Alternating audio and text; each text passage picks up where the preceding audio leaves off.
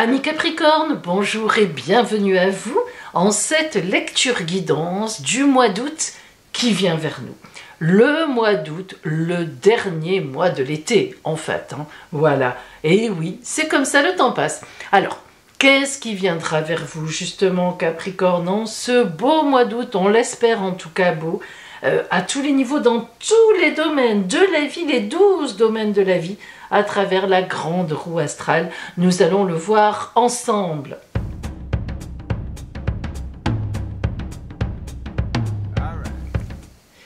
Je vous rappelle que je propose des consultations privées par téléphone ou bien par caméra, WhatsApp, comme ici avec la caméra de plafond à travers l'application WhatsApp Caméra, mais aussi bien sûr que je reçois en mon cabinet de Sanary-sur-Mer dans le Var.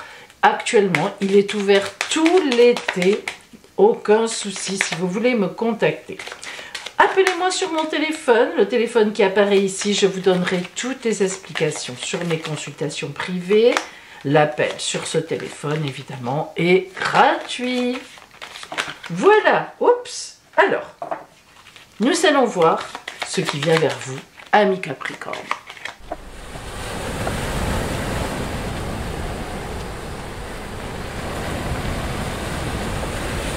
Et nous commençons par la maison 1. La maison 1 qui représente vous-même en réalité. Donc ça va être l'énergie, la toile de fond de votre énergie de ce mois d'août pour vous. L'empereur. Quelle belle posture, quelle belle carte. L'empereur, c'est le grand décideur, la grande autorité, on va dire, du tarot. L'empereur, effectivement, évidemment, il tient son sceptre, il tient la terre dans ses mains, il forme le chiffre 4 avec ses jambes, c'est d'ailleurs l'arcane 4, c'est-à-dire 4. Vous savez que dans toutes les religions, les philosophies, le chiffre 4, c'est le chiffre de la stabilité, évidemment, de la fidélité. On est fidèle à ce qu'on est, on ne bouge pas.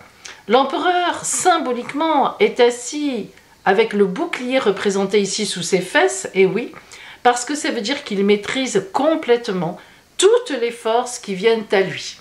Il les analyse, il écoute, il les analyse et il prend sa décision. Évidemment, les décisions de l'empereur sont toujours justes et bonnes. Après, l'empereur peut aussi vouloir dire, et je le dis à chaque fois, attention entre autorité bien placée et autoritarisme. Il ne faudrait pas que cette autorité que vous avez, qui est déjà naturelle, Capricorne, vous êtes quelqu'un déjà un peu à distance de l'émotionnel et vous savez prendre les décisions correctes. Mais parfois, le Capricorne, d'ailleurs c'est la critique, quand on est vraiment à dominante, Capricorne, ben les gens, souvent vous devez entendre la critique, mais tu ne dis pas vraiment ce que tu penses, tu es froid, on ne sait pas avec toi, etc. Or, ce n'est pas ça, les gens ne comprennent pas que c'est tout simplement qu'effectivement, vous êtes à distance et que vous avez des choses à dire dans la norme, mais pas toujours ce que vous ressentez. Donc, il y a aussi parfois des décisions que vous prenez un peu radicales, et les vôtres, même si elles sont bonnes, les vôtres sont un peu surpris par moment. Donc, pensez-y dans un petit coin de votre tête, pas d'autoritarisme. Vous avez les moyens de faire passer les choses sans taper du poing sur la table réellement. En face de vous, en ce mois d'août, c'est-à-dire qu'est-ce qui se positionne comme énergie en face de vous? Ah, nous avons l'ermite. Ça, c'est un peu particulier. L'ermite en face de l'empereur montre qu'effectivement, il y a quand même autour de vous des gens qui n'adhéreront pas forcément à ce que vous voulez ou à ce que vous pensez. L'ermite en face, en maison 7, c'est-à-dire les autres, montre qu'ils s'éclairent un peu ailleurs. Ils ont envie de prendre leur bâton de pèlerin et d'aller voir un peu ailleurs comment ça se passe. Alors, je le répète, vous avez une bonne posture, vous avez d'ailleurs souvent raison, l'empereur a raison, mais encore faut-il, amis Capricorne, que vous utilisiez les bons codes, les bons moyens de communication. Il sera temps, en ce mois d'août, de faire vraiment un effort à ce niveau-là, parce que sinon, vous risquez d'être bien seul. Et oui, disons-le, il est possible que les gens autour de vous aillent plutôt ait envie en tout cas d'aller voir ailleurs des gens peut-être plus simples en ce mois d'août, plus festifs, plus faciles, voilà, à parler peut-être de choses un peu stupides, mais qui sont aussi la vie, c'est les vacances, quoi. Même si pour certains ce n'est pas les vacances et on les admire, bon, il n'en demeure pas moins que, voilà, peut-être qu'on a un peu envie de légèreté et il faut y penser. Maison 2, vos possessions, vos biens. Alors évidemment, ça correspond à vos biens réellement, matériels, mais aussi les possessions personnelles, psychologiques. Le soleil. Alors là, tout va bien. Ça ne m'étonne pas, un Capricorne se laisse rarement avoir par des dettes. Et oui, le vrai Capricorne prévoit. Vous êtes le signe de la prévoyance avec les Vierges. Mais alors vous, c'est vraiment, c'est très rare si quelqu'un qui est à dominante réellement Capricorne se laisse avoir, par exemple, en faisant un achat qui dépasse ses possibilités, ou même à crédit, les Capricornes, même si ils se disent, mais finalement, ça pourrait être intéressant, le crédit, etc., ils ont du mal à vivre à crédit. Alors, le soleil dans vos possessions, ça veut dire que tout va bien. Et je dirais même plus à ce niveau-là, on vous donne raison, on vous soutient et on vous reconnaît maître en la matière. Mais on pourra dire aussi qu'au niveau de vos possessions psychologiques, voire sentimentales, eh bien ça marche aussi. Donc même si vous rasez un peu les gens, peut-être vous les barbez un peu comme on dit de temps en temps, parce que vous avez toujours raison, et en fait vous avez souvent raison, bah quand même, vous êtes bien entouré, en tous les cas, vous, par les gens que vous aimez posséder, c'est-à-dire qui comptent vraiment pour vous. En face, la maison 8, les changements. Ah, la lune, alors c'est rigolo. Soleil et lune, c'est pas la première fois que ça sort dans cette roue, avec les autres signes aussi. Soleil et lune en face. La lune en face des changements montre qu'il n'y a pas de changement. Voilà, boum, tout simplement. D'ailleurs, vous n'aimez pas trop ça. Et vous n'en avez pas besoin en ce mois d'août. La lune dans la maison des changements, des grandes transformations, montre que s'il y a des transformations en vous, ou pour vous, ou autour, en tout cas de vous, c'est en gestation. La lune, c'est la gestation, ça veut dire elle prépare des choses internes. La lune, c'est aussi la planète, oui, l'astre des femmes enceintes, on comprend ce que ça veut dire. On fabrique, on prépare quelque chose, mais en secret. Alors, pas forcément en secret, mais en sourdine, en soi, ou bien tranquillement autour de soi, on fait étape par étape, ce qui vous correspond tout à fait à mi-Capricorne. Donc, pas vraiment de changement en réalité en ce mois d'août, pas de roue à 180 degrés, mais le soleil étant là, la lune en face, vous savez que le soleil et la lune s'aiment d'un amour très fort et indéfectible, donc de toute façon, les énergies ne peuvent pas être mauvaises, donc on est tranquille, peut-être prévoyez-vous des changements, mais sur la longueur. La maison 3, qui représente votre environnement proche, pas l'environnement intime qui sera représenté par la maison 4, le foyer, mais la maison 3, c'est l'environnement proche, autour de vous. Alors, les amis assez intimes, les frères, les sœurs, les cousins, les cousines, les collègues, mais intimes aussi, ou bien les collaborateurs de travail. Donc, dans la maison 3, la roue de fortune. Ah, alors là, il faudra envisager des changements. En effet, la roue de fortune indique toujours un mouvement, un tournant à 180 degrés. On est en haut, on se retrouve en bas, on était en bas, on est en haut, on était à droite, on était à gauche, on revient à gauche, bref, vous avez compris, bloum bloum, 180 degrés. Lorsque la roue de fortune sort seule, lorsque l'oracle envoie la roue de fortune alors qu'elle est seule dans un tirage, c'est le cas ici dans la maison, c'est toujours positif. C'est toujours un tournant positif. Alors qu'est-ce que ça veut dire? Bien, ça veut dire que dans votre entourage proche, soit vous aurez des gens proches qui auront des bonnes nouvelles, pour vous évidemment, un projet ensemble, quelque chose qui se prépare, justement, la lune était là, c'est peut-être pas pour rien. Donc voilà, tout simplement, un tournant, mais un tournant positif. Voilà. En face, l'étranger, c'est tout ce qui représente ce qui est étranger à vous. Alors ça peut être véritablement dans le monde l'étranger, peu importe quel pays, mais ça peut être aussi tout simplement effectivement ce qui est étranger à vous pour l'instant, c'est-à-dire ce que les personnes, les situations que vous ne connaissez pas encore.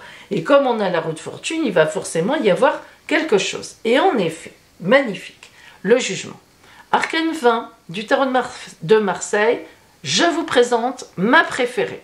Ah oui, le réveil des morts. Pourquoi je l'aime? Eh bien parce qu'elle indique deux choses. D'abord parce que si vous voulez, c'est un appel. On vient vous chercher, vous en particulier.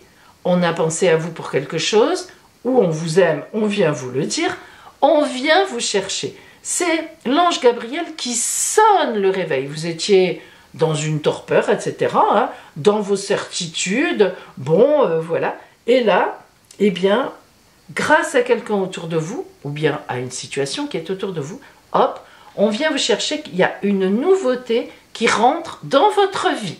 Quelque chose que vous n'aviez évidemment pas prévu. Mais attention, c'est pas de l'ordre de la surprise, bing, boum, ça tombe. Non, c'est comme un réveil, c'est-à-dire quelqu'un, une rencontre, qui vous porte vers quelque chose qui vous convient, ou bien quelqu'un que vous allez aimer. Il y a déjà quelque chose qui rentre dans votre environnement proche par un ami, par exemple un ami d'amis, de cousin, peu importe, hein, vous avez compris. On a une nouveauté, un fait nouveau qui vient donner un tour de roue à 180 degrés dans votre entourage proche, mais qui est assez important pour que ça soit évidemment signifié. La maison 4, justement votre foyer, très exactement, très précisément, l'endroit où vous vivez, le lieu, les personnes qui sont vraiment dans votre foyer. La papesse, une réflexion. Qu'est-ce que ça veut dire? La papesse, lorsqu'elle tombe dans le foyer, eh bien, il y a surtout deux indications. La première indication, intrinsèque vraiment à la carte, nous rappelle la lune et nous parle de femme enceinte. Donc, dans votre foyer, peut-être vous-même, eh bien oui, il faut penser à cette première interprétation de la papesse, d'autant plus que la lune est déjà sortie dans le jeu, l'alliance des œufs, des œufs. Oui, c'est un lapsus révélateur. L'alliance des deux, eh bien, indique souvent une naissance, une vraie naissance, un bébé qui arrive. Mais la papesse, évidemment, parle aussi de projet. Il n'y a pas que les bébés dans la vie en projet. Mais n'empêche que sur votre maison 4, entre le tour de roue de votre environnement proche, entre le soleil dans vos possessions, où on prépare quelque chose avec la lune en face, et la papesse qui vient dans votre foyer, alors, soit effectivement vous nous préparez un bébé, soit vous nous préparez un projet dans votre foyer. Déménagement, réfection, agrandissement, achat d'autres choses, voilà. Ou alors, au contraire, ici, un enfant qui a terminé ses études et qui, à la rentrée, prend son envol. Au contraire, la papesse peut aussi indiquer dans le foyer une réflexion, effectivement, est-ce que je me mets en ménage avec quelqu'un ou est-ce qu'on reste comme ça?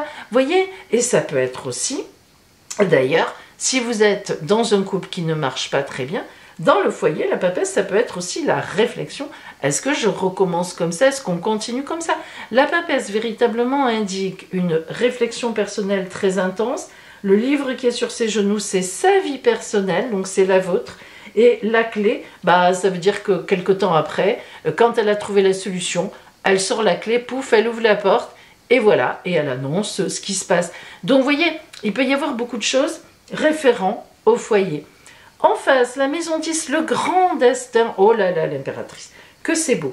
Quelle belle symbolique. La papesse se transforme en impératrice. Alors, c'est beau parce que l'impératrice, alors disons-le, hein, c'est le contraire de la papesse. Voilà. Mais, c'est le contraire de la papesse. Mais ce qui est intéressant, c'est que pour être impératrice, il faut passer par la papesse.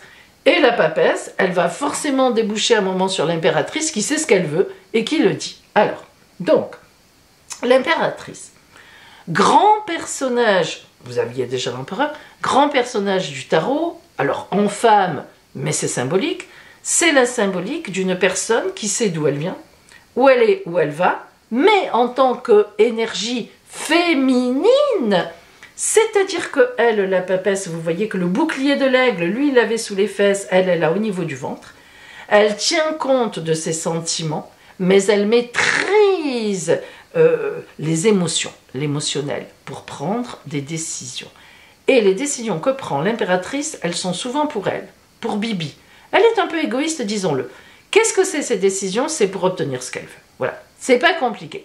L'impératrice, c'est une grande stratège, et c'est une stratège qui passe par, non pas l'autorité, boum, de l'empereur, mais par la communication. Si vous retenez ça de l'impératrice, vous aurez tout compris. Stratège communicante. Qu'est-ce que ça veut dire? Que la papesse, dans votre foyer, passe dans la maison 10, le grand destin, en impératrice, ben oui, ça nous confirme que vous avez quelque chose dans le foyer qui a besoin d'être réfléchi, qui a besoin d'être ingéré, digéré, pour aller vers, retourner sur votre chemin de vie de l'impératrice et en même temps qui aura des communications à faire. Là, on est sur une grande ouverture. Donc, de quelque chose de restreint, votre foyer va s'ouvrir. En tout cas, on vous dirait vers la fin du mois d'août, justement, ce que vous envisagez pour la rentrée.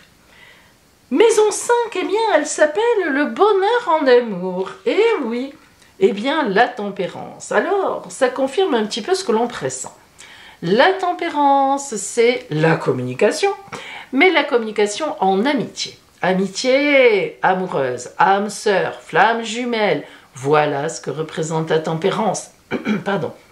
Vous voyez que la tempérance, elle a des pieds, évidemment. Non, mais je le dis parce que c'est rare dans la tarologie que l'on voit les pieds d'une figure. C'est assez rare, c'est pas toujours dans les femmes. Et pourquoi? Mais parce que c'est fait exprès, parce qu'elle relie les gens de la terre avec les ailes du divin. La tempérance, c'est une grande intellectuelle, une communicante aussi, mais une communicante feutrée, une communicante beaucoup plus intellectuelle que l'impératrice, qui est très physique, hein, très amoureuse, très physique.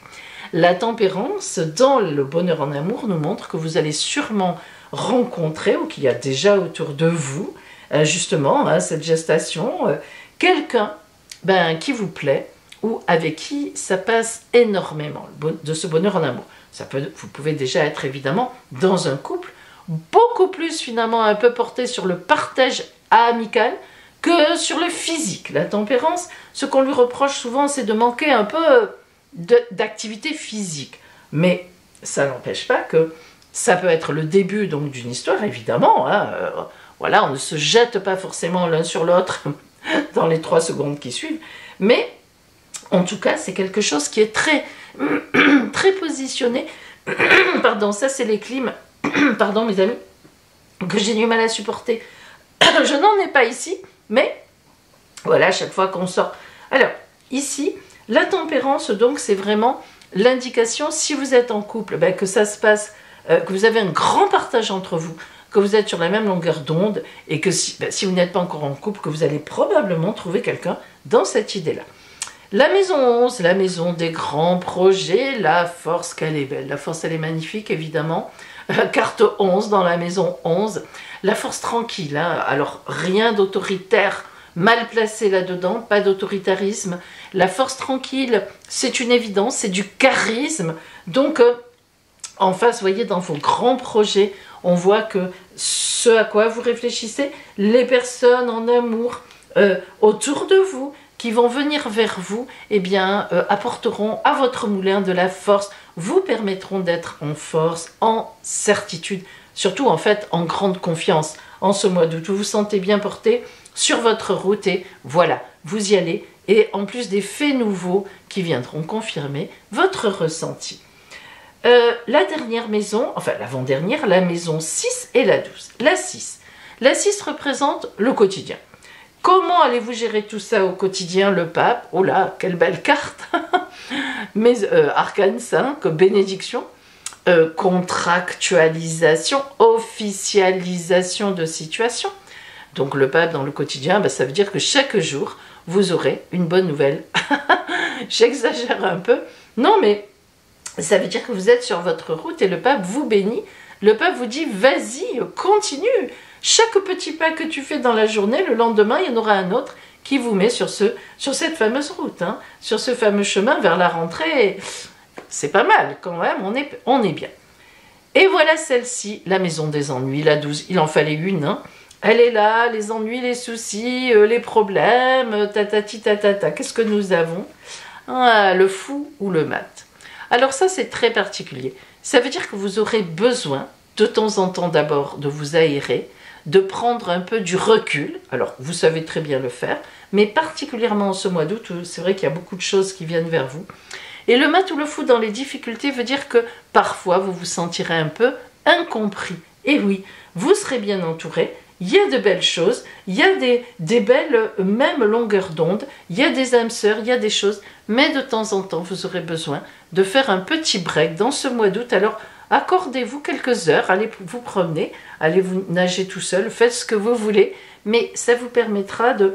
Parce qu'il y a beaucoup de choses qui vont se passer pour moi dans ce mois d'août, de faire un peu le point, tel l'empereur qui a besoin, excusez-moi, qui a besoin de prendre un peu de distance. Alors j'aimerais bien couper pour m'éclaircir la voix, mais si je coupe, on va dire « Pauline, vous avez coupé, etc. » Alors désolé, vous subissez en direct mes avatars avec les clims, j'en suis désolée. Allez, nous prenons maintenant donc la carte conseil pour vous de l'oracle, c'est-à-dire le petit texte que l'oracle vous envoie, dont il faudra bien tenir compte, amis Capricorne.